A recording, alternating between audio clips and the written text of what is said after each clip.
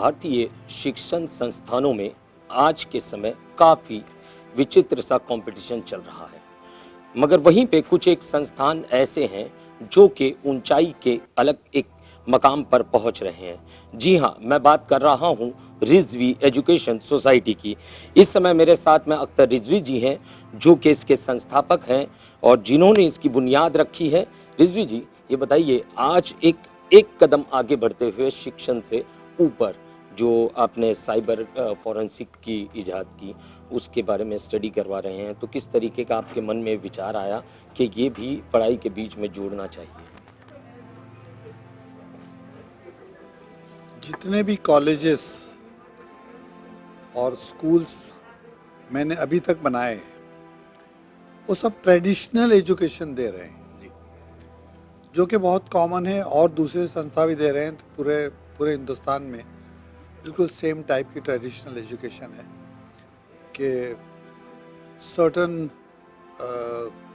Stage पे आप certificate लीजिए, फिर प्रोफेशनल कोर्स ज्वाइन कीजिए अपने चॉइस का। लेकिन साथ ही साथ रिक्वायरमेंट मैंने ये महसूस किया कि कुछ जॉब ओरिएंटेड कोर्सेज भी होने चाहिए।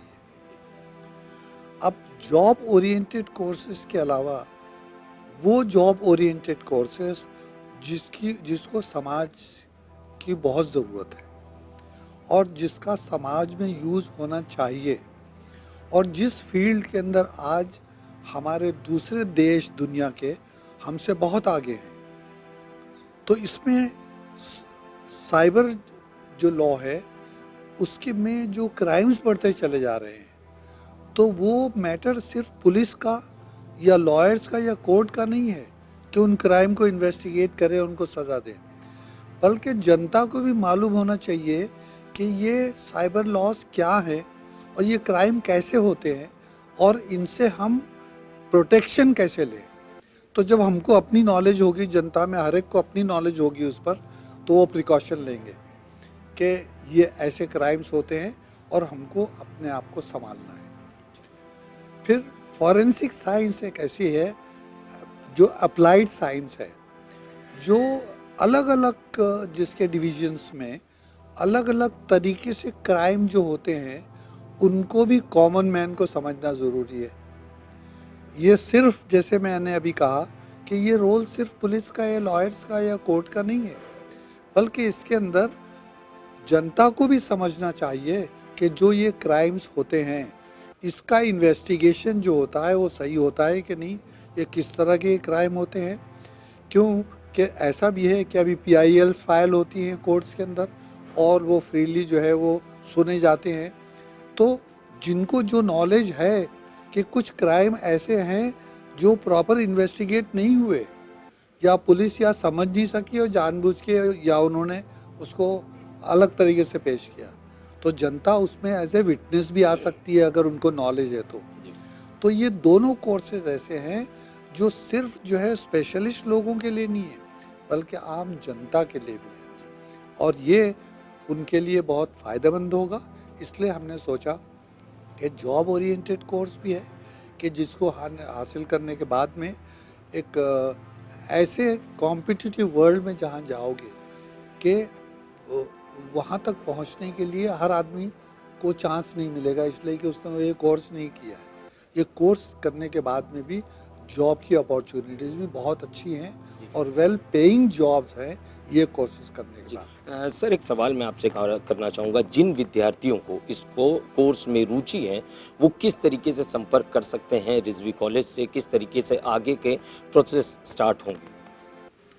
वेबसाइट्स हैं रिजवी लॉ कॉलेज की, उन वेबसाइट पे जब वो जाएंगे तो उसके अंदर ऑनलाइन जो है वो फॉर्म भी फिलअप कर सकते हैं और ऑनलाइन एडमिशन भी ले सकते हैं। तो ये वेबसाइट जो है ये कंप्लीट सिलेबस की इंफॉर्मेशन भी देगा कि ये क्या टाइप के कोर्स है, और ये भी इंफॉर्मेशन देगा कि इसके लिए कौन क्वालिफाई कर सकता है एडमिशन के लिए, और वो भी इंफॉर्मेशन होगा कि ये कोर्स करने के बाद में क्या आगे फ्यूचर में बेनिफिट्स हैं। सर, एक आखिरी सवाल आपसे, आज आपका जन्मदिन है।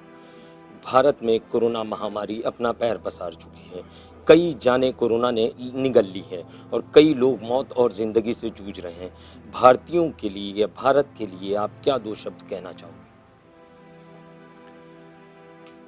अब ये महामारी जो है, ये अगर किसी रिलीजियस एंगल से सोचे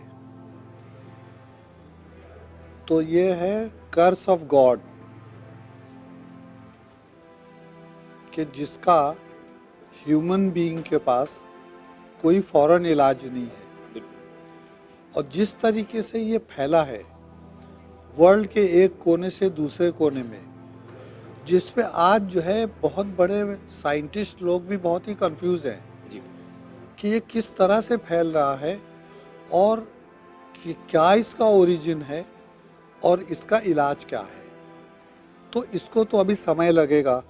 वर्ल्ड के जो एडवांस कंट्रीज़ हैं, साइंटिस्ट हैं, इसके ऊपर रिसर्च कर रहे हैं। मेडिसिन ऐसी उम्मीद है कुछ महीनों में इसके ऊपर वैक्सीनेशन मेडिसिन ऐसी आएंगी कि जिस पे इसका इलाज हो सकेगा। लेकिन उस वक्त तक लोगों को अब इस महामारी के साथ जीना है, तो उसके लिए उनको ये समझना है कि ये चीज़ तो है। अब इसके लिए जो प्रिकॉशन लेना है वो उनको लेना है ताकि उनको इसका इफ़ेक्ट ना हो। बिल्कुल, बिल्कुल। आपने सुना ये थे अख्तर हसन रिजवी जी जो कि प्रेसिडेंट हैं रिजवी एजुकेशन सोसाइटी के। जिस तरीके से मेरा सवाल था इनसे कि ये शिक्षा जो उन्होंने यहाँ पे रिजवी कॉलेज में शुरू की है, इसका क्या फ़ायदा है बच्चों को, तो उन्होंने बताया कि फॉरेंसिक साइंस जिस तरीके से कानून की और प्रशासन की पूरी तरीके से मदद करती है किसी भी केस की तफ्तीश के लिए। मेरा सवाल था कोरोना महामारी को लेकर, जो देश भर में हाहाकार मचा हुआ है कोरोना महामारी को लेकर, तो उनका साफ कहना था अब तक इसकी दवाई नहीं इजाद हुई है।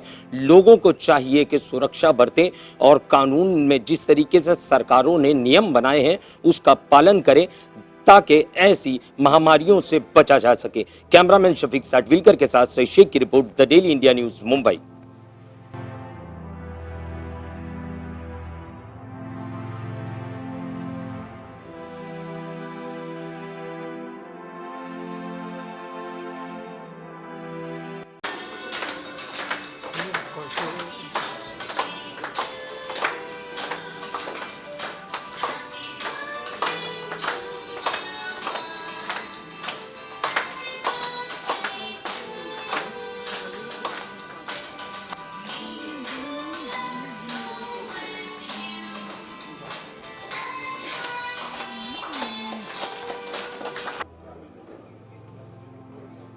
इस समय हमारे साथ में रिजवी एजुकेशन सोसाइटी की डायरेक्टर जो है रूबीना रिजवी जी हैं, एडवोकेट रूबीना रिजवी जी। ये मौका है डॉक्टर अख्तर रिजवी जी के बर्थडे का, जन्मदिन का। मैं रूबीना जी से सवाल करना चाहूँगा। रूबीना जी ये बताइए, जन्मदिन मनाया गया, केक काटा गया, तो एक डायरेक्टर होने के नाते, जीवन संगिनी होने के नाते क्या मनोकामनाएं आपके मन में हैं? सबसे पहली मनोकामना तो ये है कि long live the king, healthy रहें, सुरक्षित रहें, with a long life and healthy life. इससे बड़ी क्या मनोकामना हो सकती है। सेलिब्रेशन तो एक अपनी जगह पे है, बट फाउंडर्स डे जो रिजवी एजुकेशन सोसाइटी के लिए हम मनाते हैं, रिजवी बिल्डर्स, रिजवी ग्रुप के लिए हम मनाते हैं, that is something very big. क्योंकि उनका बर्थडे एक सिग्नेचर है हम सबके लिए। इसीलिए हम कोशिश करते हैं कि वो दिन, इस सिग्नेचर डे पर हम कुछ ना कुछ ऐसा करें जो यादगार है। अक्सर डॉक्टर साहब ने बताया कि डेट्स याद नहीं रहती हमें, मगर ये दिन तो भूलने जैसा नहीं है। हम रहे ना रहे, मगर आइकन्स के जो बर्थडेज होते हैं वो भूल नहीं सकते हम। तो मैम, जिस तरीके से डॉक्टर साहब ने भी कहा था कि उनकी बात का निचोड़ मैंने ये निकाला, किसी भी बिल्डिंग जो होती है, इमारत होती है, उसकी बुनियाद जो होती है, उसके पिलर होते हैं, उसकी फाउंडेशन होती है। तो आप भी उनकी लाइफ में एक पिलर और एक फाउंडेशन का काम कर रही हैं, जिससे कि उनको सुरक्षा और ताकत दोनों मिल रही है फाइट करने के लिए। वैसे तो देखा जाए तो हम दोनों एक दूसरे की ताकत हैं, और वैसे भी ऐसा ही रहना चाहिए। हर कपल को ऐसा ही रहना चाहिए, शौहर बीवी के लिए और बीवी शौहर के लिए। तो ही एक अच्छा परिवार बनता है और हर चीज़ में कामयाबी होती है। तो हम दोनों एक दूसरे के लिए कोशिश करते हैं, दोनों एक दूसरे के लिए स्टैंड लेते हैं और जो भी करते हैं साथ करते हैं, इसीलिए सक्सेसफुल होते हैं। रुबीना जी, एक आखिरी सवाल आपसे करना चाहूँगा। आगे के लिए, आने वाले समय के लिए क्या कुछ प्लान कर रखा है आपने? रिज़वी एजुकेशन सोसाइटी को लेकर आपकी संस्था भी है और काफ़ी बड़े पैमाने पर आप लोगों ने जो है चैरिटी की है कोविड-19 के काल में, मगर वो कहीं मीडिया में या इन सब चीज़ों से दूर रहकर आपने की है। मगर हम पत्रकार हैं, खबर पहुँच ही जाती है। तो मैम, उस बारे में किस तरीके का आगे किस तरीके का मूवमेंट आप चलाने वाली हो एजुकेशन को लेके, हेल्थ को लेकर? डॉक्टर रिजवी हमेशा कहते हैं वर्क साइलेंटली, और वैसे भी सोशल मीडिया से मैं और डॉक्टर रिजवी कनेक्टेड इतने नहीं रहते हैं, बट आप ज़रूर देखेंगे अभी कि हम अब डिजिटल माध्यम अब के जुड़ने ज़रिए जा रही हैं आप। अब जुड़ने जा रहे हैं हम, बिल्कुल। क्योंकि हम पहले भी घर घर पहुंचते थे, अब भी पहुंचेंगे। अभी जैसे पेंडेमिक है, तो जैसे डॉक्टर साहब ने कहा कि we have to stay with it, अब ये आ चुका है और ज़रूर हम सब लड़ रहे हैं और लड़ेंगे, और as you know that we are Indians, we can fight any battle बिल्कुल, एंड वी कैन विन। बिल्कुल। सो एजुकेशन के माध्यम से तो हमने बहुत कोशिश की है। हम बिल्कुल नहीं चाहते कि अभी स्कूल और कॉलेजेस तब तक ना खुले जब तक कोई मेडिसिन नहीं आ जाती है, बिकॉज बच्चों के ऊपर ट्रायल एरर नहीं हो सकता है। फिर भी हमने पूरी कोशिश की है, जैसे बायोमेट्रिक सिस्टम, फिंगर सिस्टम होते थे, अभी हमने टचलेस बना दिया है। बहुत सारे स्क्रीन्स आप देखेंगे रिजवी कॉलेज के अंदर लगे हुए हैं जो ऑटोमेटेड टेम्परेचर चेक कर रही हैं। हमारा सैनिटाइजेशन, ऑटो सैनिटाइजेशन सिस्टम्स हमने लगाया है, क्योंकि आपने देखा कि मैंने अभी फॉरेंसिक और डिजिटल साइबर में शुरुआत की है। वैसे तो Rizvi college, Rizvi education society 2 साल पहले ही डिजिटल हो चुका था। रिजवी कॉलेज में बहुत सारे कैमराज और हर टीचर के हाथ में आईपैड है, तो डिजिटली हम साउंड हो चुके थे। मगर आज being an advocate, being a criminal lawyer and then being a forensic expert, या जो भी डिग्रियां मैंने ली हैं फॉरेंसिक में, साइबर में, उसको मैं यूटिलाइज़ करना चाहती थी, क्योंकि एज एन लॉयर ऑल्सो, और जैसे मैं एक संस्था चलाती हूँ हेल्प योरसेल्फ फाउंडेशन, तो मैंने सुना कि पेंडेमिक में बहुत सारे रेप केसेस हो रहे हैं, महिलाओं पर, बच्चों पर बहुत सारे अत्याचार हो रहे हैं। कुछ पहुंच रहे हैं, कुछ कुछ की पकड़ हो रही है, कुछ की नहीं हो रही है। तो ये डिजिटल माध्यम से हम इस चीज़ को और बढ़ावा देना चाहते हैं, स्ट्रॉन्ग करना चाहते हैं, ताकि हम क्रिमिनल तक पहुंच सके। जैसे अगर कोई इंसिडेंट कहीं हो रहा है, आप इमीडिएटली उसका पिक्चर लीजिए, अपलोड कीजिए। आज तो गवर्नमेंट भी, and the way the police is working, it heads off to the Mumbai police, in fact all over the police of India, especially the Mumbai police, because we are very happy with how the police is working, and our chief minister Mr. Uddhav Thackeray, bless him, he's doing a great job. In fact all the politicians जो है वो बढ़ चढ़ कर काम कर रहे हैं, मुंबई पुलिस काम कर रही है। तो अक्सर क्राइम सीन्स में या क्राइम जहाँ पर हो रहा है वहाँ पता नहीं चलता है। तो साइबर क्राइम, साइबर लॉ जो है, हमारा जो साइबर जोन है बीकेसी में, वो भी उम्दा काम कर रहा है, तो उन तक आप पहुंच सकते हैं। तो ये साइबर लॉ जब हम सिखाएंगे, डिजिटल साइबर जब हम सिखाएंगे, तो हम लोगों के अंदर एक अवेयरनेस पैदा करेंगे कि किस तरह अगर तुम्हारे साथ में कुछ भी होता है, फ़ोन हैक हो जाता है, मोबाइल हैक हो जाता है, तुम्हारा कार्ड क्लोन हो जाता है, कहीं तुम शॉपिंग करने गए हो, या तुम्हारा किसी ने अनवांटेड पिक्चर निकाल लिया, कुछ भी डिजिटल के माध्यम से कुछ भी बुरा होता है, तो तुम्हें किन को संपर्क करना चाहिए, तुम्हें कंप्लेन कैसी करनी चाहिए।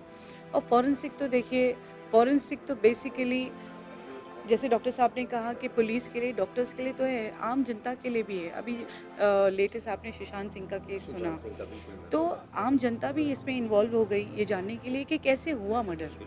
क्यों? क्योंकि आज हम सब घर में बंद हैं, एक दूसरे तक पहुंच नहीं पा रहे हैं। तो डिजिटल माध्यम का हम ज़्यादा इस्तेमाल कर रहे हैं, हम टीवी पर, इंटरनेट पर, गूगल पर ज़्यादा कनेक्टेड हो गए हैं, अपने लैपटॉप्स पे ज़्यादा कनेक्टेड हो गए हैं। तो आम जनता के लिए भी अभी ये डिजिटल फॉर्म जो है वो स्लो एंड स्टेडी तो नहीं कहूँगी, बहुत फास्ट ग्रो कर रहा है। जो एजुकेटेड नहीं है वो भी एजुकेटेड होने की कोशिश कर रहे हैं। So now it's a digital time now. Thank you ma'am हमसे बात करने के लिए। ये थी रुबीना जी, जो कि एडवोकेट रुबीना अख्तर जी, जो रिजवी जी हैं, जिन्होंने साफ शब्दों में बड़ी ही सरलता से हमारे सवालों का जवाब दिया। मेरा पहला सवाल था, सर का जन्मदिन है, तो जन्मदिन के मौके पर आप क्या मनोकामना मांगेगी? तो उनकी एक ही मनोकामना थी कि रहती ज़िंदगी तक उनका साथ उनके साथ में रहे और उनका साया उन पे बने रहें। दूसरा मेरा सवाल था कि उनकी जो संस्था है वो किस तरीके का काम समाज के लिए आने वाले समय में करने वाली है। तो उनका जवाब था, जिस तरीके से हम पहले शांति से और सहनशीलता से जो काम करते आए हैं, उसी तरीके से हम आगे भी करते रहेंगे और लोगों की इच्छाओं पर खरा उतरते रहेंगे। कैमरामैन शफीक साटविलकर के साथ सईद शेख की report, the daily India news, Mumbai.